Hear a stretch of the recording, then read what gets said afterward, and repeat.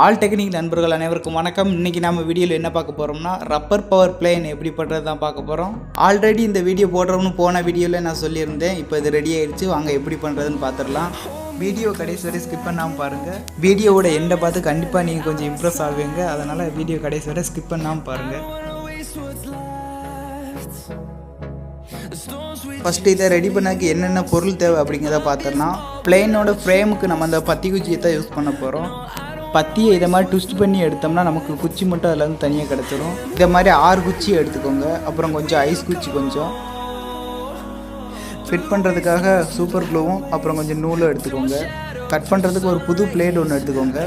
ஃபைனலாக வெயிட் கம்மியான இந்த மாதிரி ஒரு பிளாஸ்டிக் கவர் ஒன்று எடுத்துக்கோங்க. ஐஸ் குச்சியில் ஏரோடைனமிக் ஷேப்பில் வீடியோவில் காட்டியிருக்க மாதிரி ஒரு கோடு ஒன்று வரைஞ்சிக்கோங்க. இந்த லைனை ரெஃபரன்ஸாக வச்சு 2 mm கேப்பில் வீடியோவில் காட்டியிருக்க மாதிரி கட் பண்ணி எடுத்துக்கோங்க.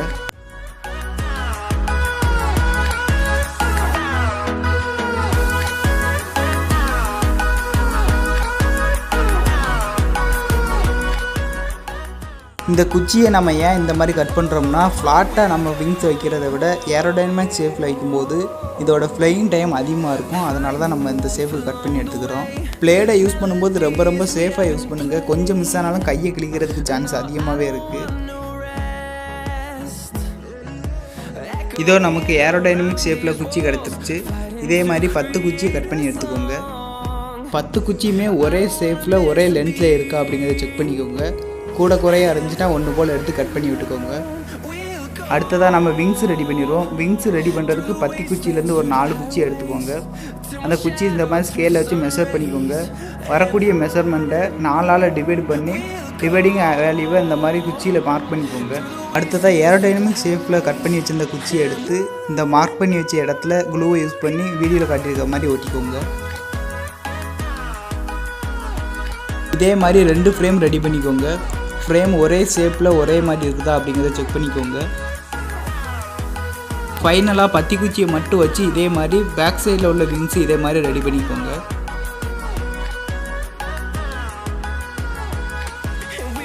மொத்தம் நமக்கு வீடியோவில் காட்டியிருக்க மாதிரி இதே மாதிரி 3 ஃப்ரேம் வேணும். நெக்ஸ்ட்டு நம்ம பிளேன் பாடியை ரெடி பண்ணிடலாம். பாடிக்கு நீங்கள் பேம்போ ஸ்டிக் யூஸ் பண்ணலாம், அல்லது இந்த குச்சி இதை மாதிரி ஜாயின் பண்ணி யூஸ் பண்ணிக்கோங்க. நீங்கள் ஜாயின் பண்ணுறதா இருந்தால் இதே மாதிரி நூலை சுற்றி க்ளூவை யூஸ் பண்ணுங்கள். இது ரொம்ப ஸ்ட்ராங்காகவே இருக்கும்.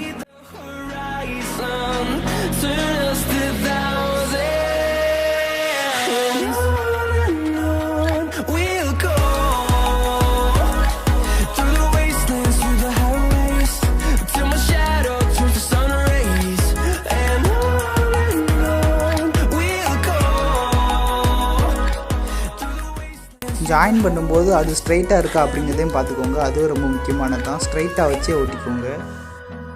நெக்ஸ்ட்டு விங்ஸோட ஷேப்பை விட கொஞ்சம் அதிகமாக பேப்பரை கட் பண்ணி எடுத்துக்கோங்க.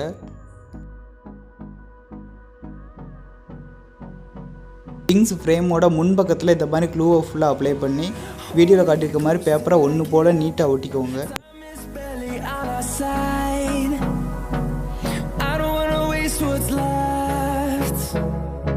The storms we chase are leading us, and love is all we'll ever trust. Yeah, no, I don't wanna waste what's left. And on we'll go. விங்ஸோட பின்பக்கம் ஒட்டும்போது முடிஞ்ச வரைக்கும் பேப்பர் நல்லா இழுத்து எந்த வித லூஸுமே இல்லாமல் இழுத்து டைட்டாக ஒட்டிக்கோங்க.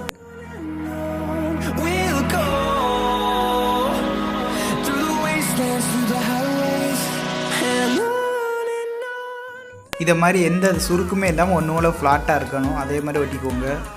மீதி இருக்கிற எக்ஸஸாக உள்ள எல்லாத்தையும் கட் பண்ணி விட்டுக்கோங்க. இதே மாதிரி விங்ஸோட சைட்லேயும் இதே மாதிரி டைட்டாக இழுத்து ஒட்டிக்கோங்க. ஃபைனலாக ஒரு 10 குச்சி இதே மாதிரி ஒடிச்சு விட்டுக்கோங்க. ஒடிச்சு விட்ட ஒவ்வொரு கார்னர்லேயும் க்ளூ யூஸ் பண்ணி ஒட்டிக்கோங்க.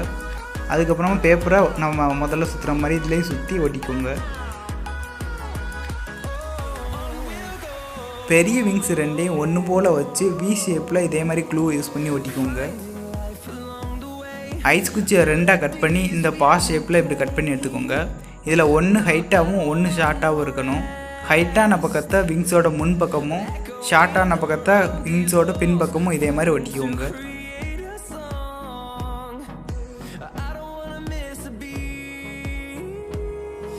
இதில் இன்னொரு குச்சி ஒன்று கட் பண்ணி இதே மாதிரி கிராஸாக வச்சு அதையும் க்ளூவை யூஸ் பண்ணி ஒட்டிக்கோங்க.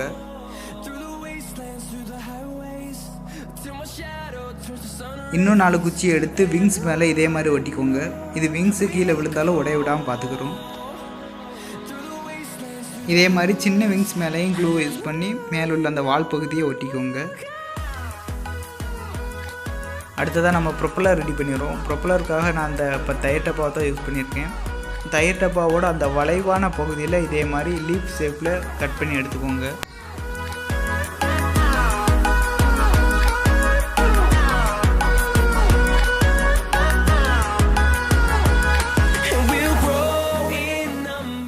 இதை மாதிரி நமக்கு 2 தேவைப்படும். அதனால் இதே வச்சு இதே மாதிரி நம்ம இன்னொன்று கட் பண்ணி எடுத்துக்கிறோம். அடுத்தா ஒரு கட்டுக்கம்பி ஒன்று எடுத்து அதோட நுனியில் இந்த மாதிரி ரவுண்ட் ஷேப்பில் வளைச்சி மீதி இருக்கிறத இந்த மாதிரி கட் பண்ணிக்கோங்க. அந்த ரவுண்ட் ஷேப்பில் பத்தி குச்சி டைட்டாக போகிற மாதிரி பார்த்துக்கோங்க.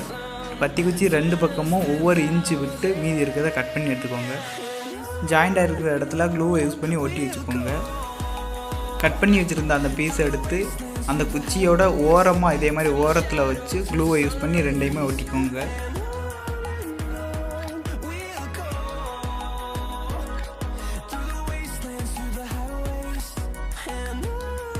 ரெண்டு பீஸுமே இதே மாதிரி ஆப்போசிட் சைடில் மாற்றி மாற்றி வச்சு ஓரமாக ஒட்டிக்கோங்க.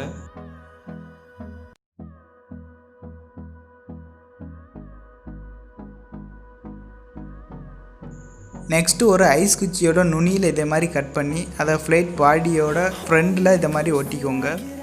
இதையுமே நூலை சுற்றி ஒட்டிக்கோங்க. அது ரொம்ப ஸ்ட்ராங்காகவே இருக்கும். நெக்ஸ்ட்டு ஒரு ரீஃபில் 1 சென்டிமீட்டர் அளவில் கட் பண்ணி இந்த ஐஸ் குச்சியோட நுனியில் இதை மாதிரி வச்சு ஒட்டிக்கோங்க.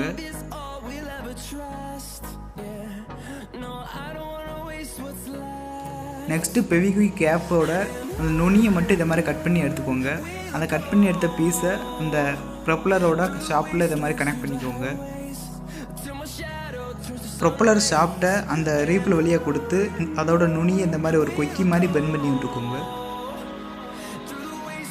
கட்டுக்கம்பி கொஞ்சம் எடுத்து இதை ஐஸ் குச்சி ஷேப்பில் இதை மாதிரி வளைச்சி வச்சுக்கோங்க.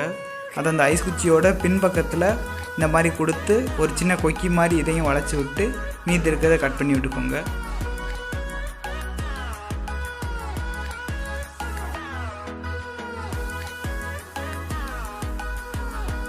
ஃபைனலாக விங்ஸோட அடிப்பக்கத்தில் இந்த மாதிரி நல்லா க்ளூவை கொஞ்சம் நல்லாவே வச்சு இந்த மாதிரி ஒட்டிக்கோங்க. சின்ன விங்ஸையுமே அதோட அடிப்பக்கத்தில் இந்த மாதிரி க்ளூவை யூஸ் பண்ணி அந்த குச்சியோட நல்லா ஸ்ட்ரைட்டாக சென்டராக பார்த்து ஒட்டிக்கோங்க. அவ்வளோதான் முடிஞ்சு. அடுத்ததாக ரப்பர் எடுத்து இதே மாதிரி ஜாயின் பண்ணிக்கோங்க. ஒவ்வொரு ரப்பரையும் ஜாயின் பண்ணி 2 கொக்கியில் இதே மாதிரி கொறுத்து விட்டுக்கோங்க.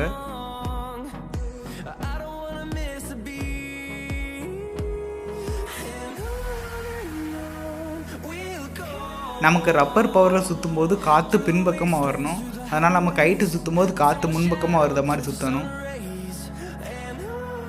போன வீடியோவில் சொன்னேன் இதுக்கு சரியாக பறக்கலை அப்படின்னு. அதனால் நான் கொஞ்சம் சேஞ்சஸ் பண்ணியிருக்கேன். என்னென்னா வேறு ஒன்றும் இல்லை, இதோட ப்ரொப்பலரை சேஞ்ச் பண்ணியிருக்கேன். ஒரு சின்ன 10 ரூபா ஜூஸ் டப்பாவில் உள்ள கேனை கட் பண்ணி இதே மாதிரி கொஞ்சம் லென்த்தான ப்ரொப்பலர். அப்புறமா முன்பக்கம் கொஞ்சம் வெயிட் இல்லாமல் இருந்துச்சு. அதனால் இதே மாதிரி ஒரு சின்ன கல் ஒன்று கட்டி அதில் தொங்க விட்டேன். ஓகே, இதோட பெர்ஃபார்மன்ஸ் எப்படின்னு பார்த்துடலாம். ஃபஸ்ட் டைம் விடும்போது இது இப்படி தான் விழுந்துக்கிட்டு இருந்துச்சு.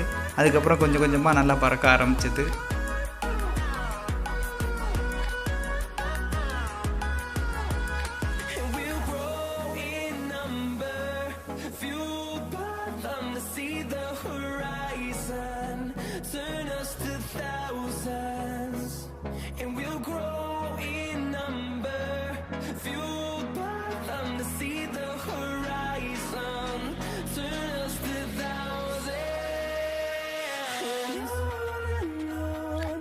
வீடியோவை கடைசி வரையும் பார்த்துக்க ரொம்ப ரொம்ப நன்றி. இதே மாதிரி அடுத்த ஒரு சூப்பரான வீடியோவில் சந்திப்போம்.